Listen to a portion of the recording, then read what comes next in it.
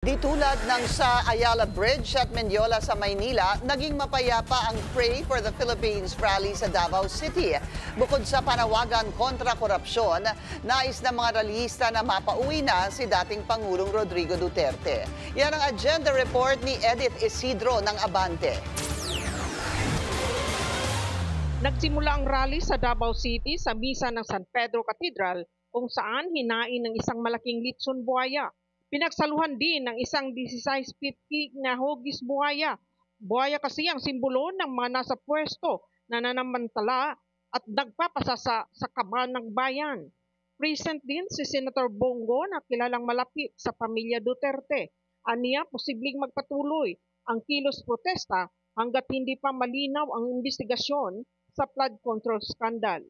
Habang hindi po natutumbok yung mastermind, yung mga buhaya at yung nagpapalaki sa mga buhaya, importante rito, managot po yung dapat managot. Dahil pera po ng taong bayan yan, dapat gamitin ito sa mga mahirap. Kawawa po yung Pilipino habang ganito ang magulo.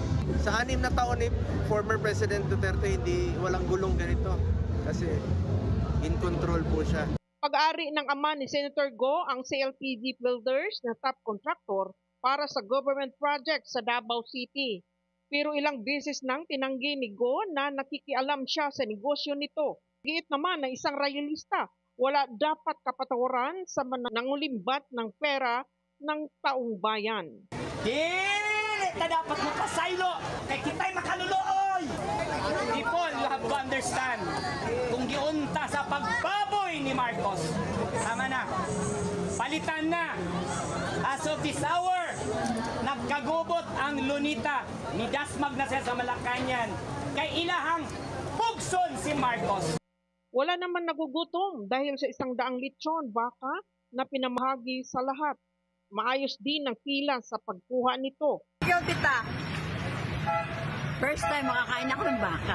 Nagsilbi raw itong paalala na makapangyarihan ang panalangin para makamit ang hustisya at makapanagot ang mga sangkot sa korupsyon.